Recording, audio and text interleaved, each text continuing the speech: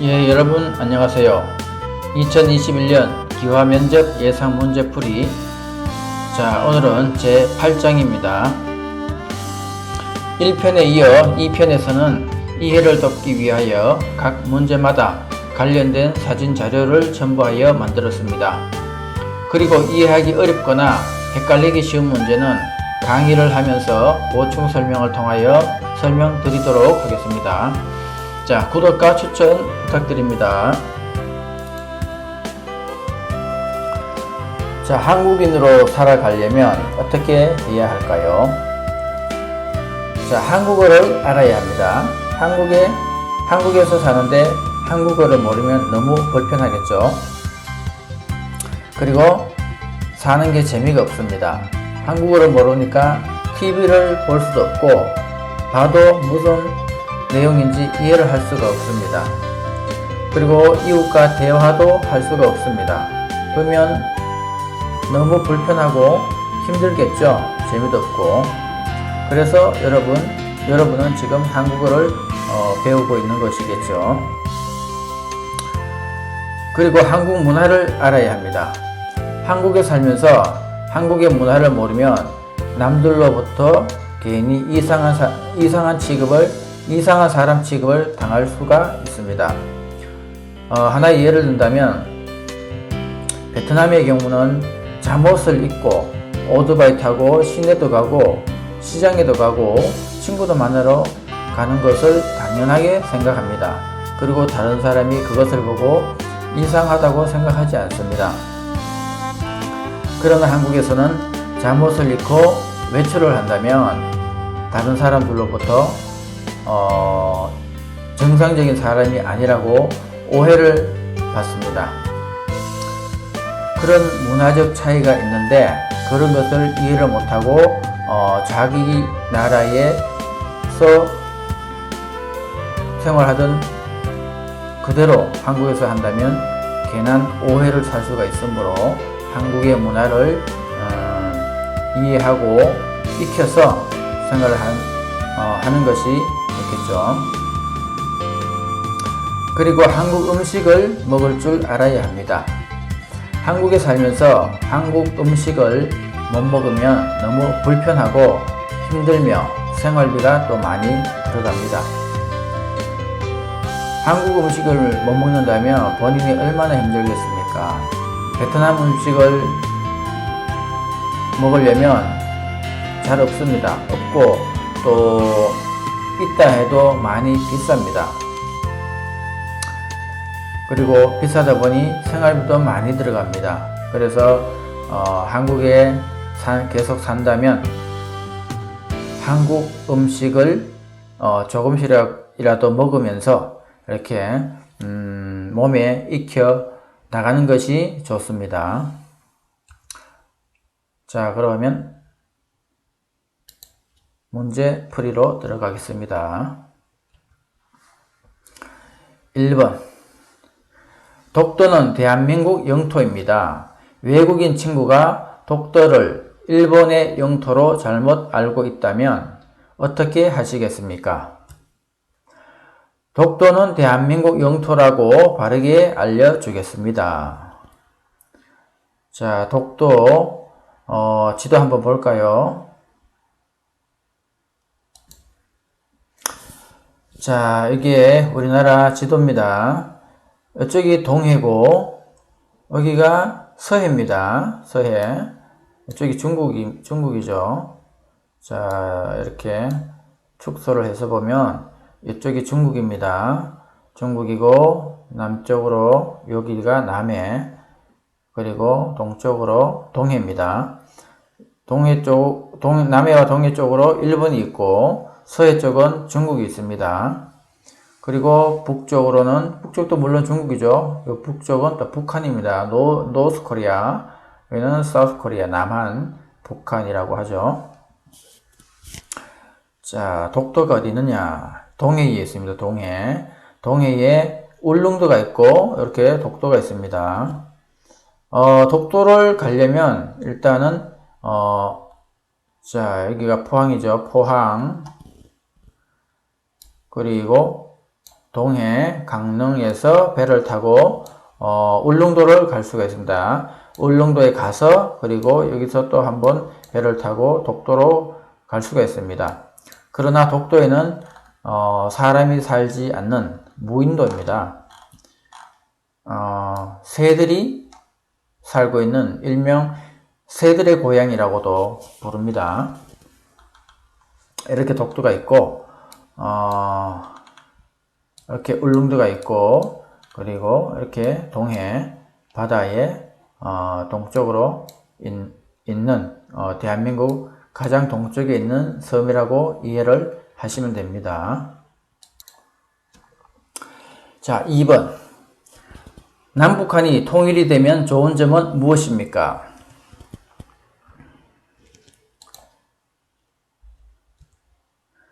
전쟁이 없고 이산 가족이 다시 만나고 나라가 발전합니다. 3번. 대한민국은 삼면이 동해, 서해, 남해 바다로 둘러싸여 있습니다. 이 중에서 독도가 있는 바다는 어디입니까? 동해죠. 4번. 첫 번째 생일에 상을 차려 아이의 미래를 알아보기 위해 여러 가지 물건을 올려놓고 아이에게 골라 잡게 하는 것을 무엇이라고 합니까? 돌잔치라고 합니다. 자, 여기에 돌잔치 하고 있죠. 애기가 참 잘생겼네요. 자, 판사봉을 잡았습니다. 저희 아들인데 크면 판사를 기대해 봅니다. 자, 5번. 동짓날에 질병이나 귀신을 쫓는 음식은 무엇입니까? 팥죽이라고 합니다. 6번. 투표하러 갈 때 무엇을 가지고 가야 합니까? 신분증을 가지고 가야 합니다. 7번. 임산부의 부담을 덜어주고 건강한 태아의 분만과 산모의 건강관리를 위해 진료비 일부를 국가에서 지원해주기 위해 발급하는 카드는 무엇입니까? 국민행복카드입니다. 8번. 임신, 출산, 유아학비와 보육료 지원 등 국가의 바우처를 사용하는 것은 무엇입니까? 아이행복카드입니다. 9번. 불이 난 것을 발견했을 때 신고하는 전화번호는 몇 번입니까? 119번입니다. 10번. 화재가 났을 때 어디에 신고해야 합니까? 119 소방서입니다. 11번. 집에 도둑이 들었을 때 신고하는 전화번호는 몇 번입니까? 112 경찰서입니다. 12번. 학교에 간 아이가 집에 돌아올 시간이 지나도 돌아오지 않아 여기저기 찾아봤지만 찾을 수가 없다면 어떻게 해야 합니까? 112 경찰서에 신고합니다. 13번. 조선시대 왕이 살던 곳은 어디입니까? 경복궁입니다. 14번. 유죄가 인정된 범인에게 일정 기간 지역사회를 위한 무료 봉사활동을 하도록 하는 제도는 무엇입니까? 사회봉사명령제도입니다. 15번. 지역사회 내에서 일정한 시설과 전문 인력을 갖추고 지역사회의 인적, 물적 자원을 동원하여 종합적인 사회복지사업을 수행하는 사회복지시설은 어떤 기관입니까? 사회복지관입니다. 16번. 한국인 최초의 UN 사무총장은 누구입니까? 반기문입니다. 17번. 전통적으로 결혼식에 가면 먹게 되는 음식은 무엇입니까? 국수, 일명 잔치국수라고도 합니다. 국수 가락처럼 길게 행복하게 오래오래 살라는 그런 뜻입니다. 18번. 아기가 태어난 지 12개월이 되면 잔치를 하는데 그 잔치를 무엇이라고 합니까? 돌잔치라고 합니다. 19번. 국가의 주권은 국민에게 있고 국민을 위하여 정치를 하는 제도 또는 그러한 정치 사상을 무엇이라고 합니까? 민주주의라고 합니다. 20번. 장례식장에 고인의 가족을 위로하기 위해 방문하는 것을 무엇이라고 합니까? 문상이라고 합니다. 21번. 길을 가고 있는데 무거운 짐을 들고 가는 노인이 앞에 보입니다. 당신은 어떻게 하겠습니까? 짐을 들어 도와줍니다. 예, 사진에 젊은 아가씨가 할머니 짐을 들어드리네요. 예, 아름다운 모습이죠. 22번. 차를 운전하고 있는데 신호등의 색이 빨간색으로 바뀌었습니다. 어떻게 해야 합니까? 정지해야 됩니다.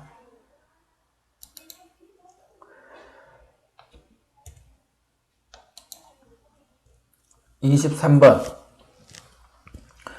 옛날에 어른이 된 남자가 머리에 쓰던 의과는 무엇입니까?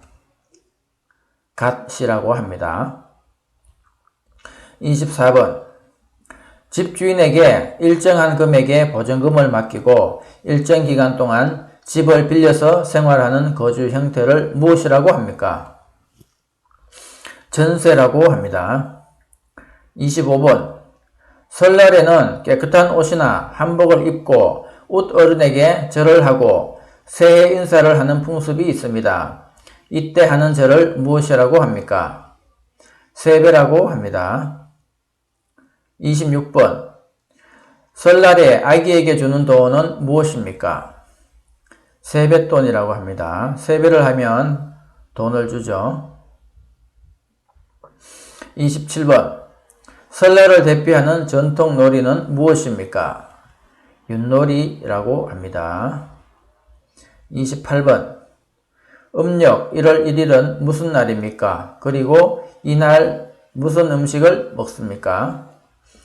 설날이라고 하며 떡국을 먹습니다. 떡국을 먹으면 한 살 더 먹는다고 그렇게 우리가 말하고 있습니다.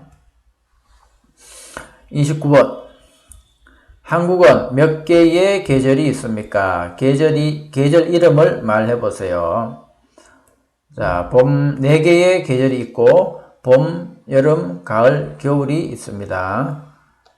자, 이렇게 꽃이 피는 봄이 있고 뜨거운 여름이 있습니다. 그리고 단풍이 지는 가을이 있고 눈이 오는 겨울이 있습니다.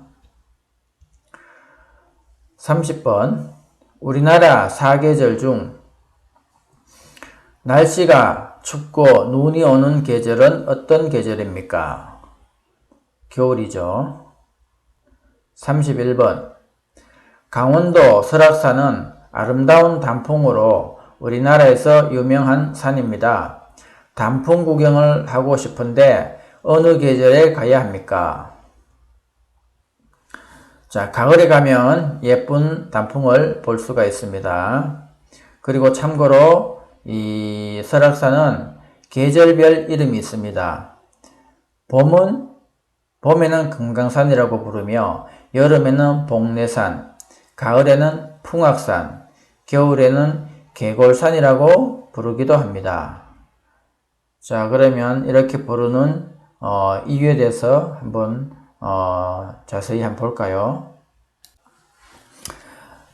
자, 금강산 사계절 이름에 대해서 자세히 한번 보겠습니다. 네이버 블로그 송백의 산그림에라는 블로그입니다. 자, 금강산 사계절마다 부르는 이름입니다. 자, 봄에는 금강산이죠. 새싹이 돋아나고 만물이 소생하며 880여 종의 식물이 꽃피는 향기 그윽한 봄철의 이름은 금강석과 같이 아름다운 보석에 비유하여 금강산이라고 한다. 그리고 여름 복례산, 여름에는 복례산이라고 부릅니다.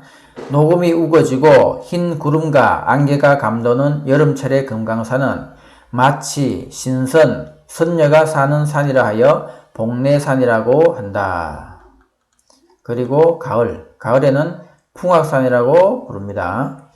금강산에 기암절벽과 단풍이 어우러져 한 곡의 멋진 풍악을 울리는 듯 하다 하여 풍악산이라 한다. 이렇게 되어 있습니다.